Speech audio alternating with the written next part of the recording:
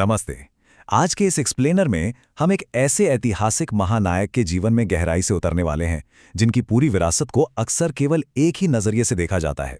हमारा मकसद उस विशाल छुपी हुई प्रतिभा को उजागर करना है जिसे कई बार इतिहास के पन्नों में सिर्फ एक ही सांचे में फिट कर दिया जाता है। हम बात कर रहे हैं डॉक्टर B.R. अम्बेडकर की। तो चलिए बिना किसी देरी के शुरू करते हैं। अब जरा इस बात पर गौर कीजिए, नोबेल पुरस्कार जीतने वाले महान अर्थशास्त्री अमर्त्य सेन किसी के लिए ऐसा कह रहे हैं। हैरत अंगेज है ना। अमर्त्य सेन डॉक्टर अंबेडकर को अर्थशास्त्र में अपना जनक मान रहे हैं। ये चौंकाने वाला स्टेटमेंट डॉक्टर अंबेडकर की विशेषज्ञता के बारे में पुरानी धारणाओं को पूरी तरह से पलट कर रख देता है। सच में ये सोचने पर मजबूर करता है कि वास्तव में हम उनकी असली काबिलियत के बारे में कितना कम जानते हैं। तो आज की हमारी इस चर्चा का एजेंडा कुछ इस तरह रहेगा। पहला, एक बहुआयामी व्यक्तित्व। दूसरा, अर्थशास्त्र के प्रबुद्ध विद्वान। तीसरा, आरबीआई और भारतीय अर्थव्यवस्था। चौथा, सामाजिक न्याय के लिए ऐतिहासिक संघर्ष। और पांचवा, संविधान और समानता का मार्ग। तो चलिए पहले हिस्से से शुरुआत करते हैं, एक बहुआयामी व्यक्तित्व, यानी उनके बारे में बनी एक तरफा धारणा को तोड़ना। डॉक्टर अंबेडकर को हम संविधान के निर्माता के रूप में तो खूब मनाते हैं, जो कि वे थे भी, लेकिन क्या आपको पता है कि वो विदेश से अर्थशास्त्र में पीएचडी करने वाले पहले भारतीय भी थे। उनकी एकेडमिक जर्नी लिटरली किसी चमत्कार से कम नहीं थी। 1915 में कोलंबिया यूनिवर्सिटी से एमए, फिर पीएचडी और उसके बाद लंदन स्कूल ऑफ इकोनॉमिक्स से एमएससी और डीएससी। बड़ौदा राज्य की स्कॉलरशिप की मदद से एक तरफ तो वो जॉन डीवी और सेलिगमैन जैसे दुनिया के दिग्गज विद्वानों से पढ़ रहे थे, और दूसरी तरफ जब वे वापस भारत आते तो अपने ही देश में अछूत होने की वजह से उन्हें भयंकर सामाजिक दुर्व्यवहार झेलना पड़ता था। सोचकर देखिए ये उनकी कितनी गजब की इच्छा शक्ति रही होगी। अब आते हैं दूसरे खंड पर, अर्थशास्त्र के प्रबुद्ध विद्वान। देखते हैं कि उन्होंने एक विकासशील राष्ट्र के लिए क्या सिद्धांत दिए। उनका जो ये एकेडमिक काम था ना, वो कोई किताबी ज्ञान नहीं था। वो भारत की सबसे बुनियादी समस्याओं का एकदम सीधा और प्रैक्टिकल सॉल्यूशन था। 1949 में कैग यानी नियंत्रक और महालेखा परीक्षक पर की गई उनकी टिप्पणी कमाल की है। उन्होंने कहा था कि सरकारों को जनता का पैसा सिर्फ नियमों के हिसाब से खर्च नहीं करना चाहिए, बल्कि उसमें विश्वसनीयता, बुद्धिमत्ता और मितव्ययता यानी समझदारी और बचत भी होनी चाहिए। इसी को आज अम्बेडकर के सार्वजनिक व्यय के सिद्धांत के रूप में जाना जाता है। जरा उनकी इन अहम किताबों पर नजर डालिए, the problem of the rupee और ब्रिटिश भारत में प्रांतीय वित्त का विकास। ये आधुनिक भारतीय आर्थिक चिंतन का एकदम पक्का बेस है। इन्हीं के जरिए उन्होंने ब्रिटिश फाइनेंस सिस्टम का ऐसा बारीक एनालिसिस किया कि अंग्रेजों की द्वैध शासन प्रणाली की पोल खोल के रख दी। उनके हिसाब से ये सिस्टम पूरी तरह से गैर लोकतांत्रिक था। और मजे की बात यह है कि उन्होंने सिर्फ प्रॉब्लम नहीं बताई, सॉल्यूशन भी दिए। खेती की ही बात ले लीजिए, उन्होंने बहुत पहले ही छिपी हुई बेरोजगारी यानी हिडन अनएम्प्लॉयमेंट जैसी बीमारी को पकड़ लिया था। उनका विजन एकदम क्लियर था कि सिर्फ खेतों के आकार को बड़ा करने से बात नहीं बनेगी।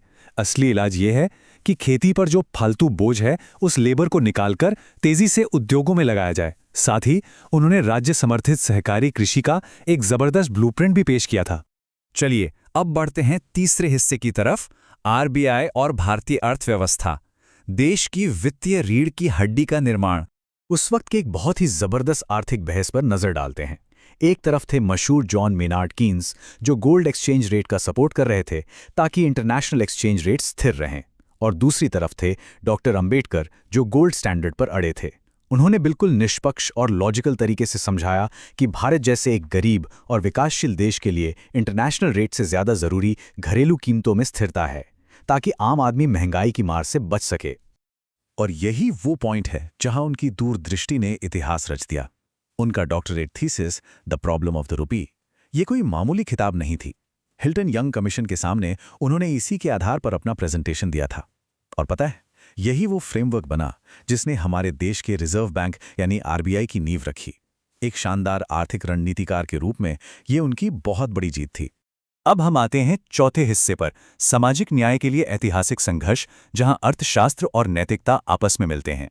डॉक्टर अंबेडकर का नाम सुनते ही सबसे पहले सामाजिक न्याय याद आता है। पर यहां समझने वाली बात यह है कि जाति व्यवस्था के खिलाफ उनकी ये जंग सिर्फ एक सामाजिक मुद्दा नहीं थी, बल्कि ये आर्थिक असमानता की उनकी गहरी समझ से जुड़ी थी। उनके लिए इकोनॉमिक्स और मोरालिटी अलग अलग नहीं थे। 1920 में मूक नायक अखबार शुरू करने से लेकर 1927 के महाड़ सत्याग्रह तक, जहां उन्होंने एक सार्वजनिक तालाब से पानी पीने के बेसिक मानवाधिकार के लिए हजारों लोगों की अगुवाई की, ये सिर्फ तारीखें नहीं हैं, बल्कि जमीन पर लड़ी गई एक बहुत बड़ी लड़ाई का असली सबूत हैं। अब इस नंबर को देखिए, 148। ये कोई मामूली आंकड़ा नहीं है। 1932 के ऐतिहासिक पूना पैक्ट में ये वंचित वर्गों के लिए सुरक्षित की गई सीटों की संख्या है। अंग्रेजों ने शुरुआत में सिर्फ 78 सीटें देने का प्रस्ताव रखा था, लेकिन डॉक्टर आंबेडकर ने अपनी शानदार कूटनीति और सूझबूझ से इस संख्या को सीधे 148 करवा लिया। ये एक बहुत बड़ा माइलस्टोन था। चलिए अब अपने पांचवें और आखिरी हिस्से पर चलते हैं, संविधान और समानता का मार्ग। कानून में न्याय को कैसे स्थापित किया गया। ड्राफ्टिंग कमेटी के चेयरमैन के तौर पर उनका विजन बहुत ही प्रैक्टिकल था। उनका ये फेमस कोट इस बात को एकदम साफ कर देता है। उनका मानना था कि सिर्फ एक अच्छा कानून लिख देना काफी नहीं है। कोई भी संविधान तभी सफल होगा जब उसे चलाने वाले लोगों की नीयत साफ हो। वो जानते थे कि अगर इंसान ही भ्रष्ट हो गया तो दुनिया का सबसे बेहतरीन संविधान भी कुछ नहीं कर पाएगा। अगर हम उनके कानूनी और नीतिगत फैसलों को निष्पक्ष रूप से देखें तो उन्होंने मौलिक अधिकारों के जरिए छुआछूत को जड़ से खत्म करने का ड्राफ्ट तैयार किया। देश में समानता लाने के लिए उन्होंने यूनिफॉर्म सिविल कोड यूसीसी की पुरजोर वकालत की। इतना ही नहीं, महिलाओं को संपत्ति में हक दिलाने के लिए ऐतिहासिक हिंदू कोड बिल पेश किया, और जब वो पास नहीं हुआ तो उन्होंने कैबिनेट से इस्तीफा तक दे दिया था। इसके अलावा कश्मीर को विशेष दर्जा देने वाले आर्टिकल 370 का भी उन्होंने कड़ा विरोध किया था। खैर, दशकों लंबे संघर्ष के बाद भी जब कठोर सामाजिक ढांचा नहीं बदला तो उन्होंने एक बहुत ही बड़ा और ऐतिहासिक कदम उठाया। उन्होंने नवयान बौद्ध धर्म को अपना लिया। उनके नजरिए से धर्म कोई मोक्ष पाने का शॉर्टकट नहीं था, बल्कि यह एक ऐसा नैतिक कंपास था जो समाज में इंसानियत, करुणा और लॉजिक यानी तर्क को बढ़ावा दे, अंधविश्वास को नहीं। और इसका असर जानते हैं कितना बड़ा था? 11 लाख। ये वो चौंका देने वाला नंबर है जो बताता है कि अक्टूबर 1956 में महज 3 दिनों के अंदर नागपुर और चंद्रपुर में 11 लाख लोगों ने उनके साथ बौद्ध धर्म अपना लिया था। भारत के इतिहास में ऐसा पहले कभी नहीं देखा गया था। शिक्षित बनो, संगठित बनो, संघर्ष करो, ये महज एक नारा नहीं है, ये उनका लाइफ टाइम का निचोड़ है। उनका पक्का विश्वास था कि आज़ादी और हक किसी के दान में नहीं मिलते। शिक्षा, ज्ञान और एकजुटता ही वो असली ताकत है जिनसे समाज का हर इंसान अपना अधिकार छीन सकता है। तो अब इस पूरी चर्चा के बाद एक बहुत ही गहरा सवाल जहन में आता है। रिजर्व बैंक जैसी संस्था की नींव रखने वाले, उनके क्रांतिकारी आर्थिक सिद्धांतों और पूरे देश को एक धागे में पिरोने वाले इतने बड़े संवैधानिक ढांचे को देखते हुए, क्या सचमुच इतिहास ने डॉक्टर बी.आर. आंबेडकर की पूरी बौद्धिक क्षमता और उनके इस बहुआयामी व्यक्तित्व के साथ पूरा न्याय किया है? इस पर एक बार शांति से जरूर विचार कीजिएगा। उम्मीद है आज के इस एक्सप्लेनर ने आपके सामने कई नई पड़तें खोली होंगी। साथ जुड़ने के लिए बहुत बहुत धन्यवाद।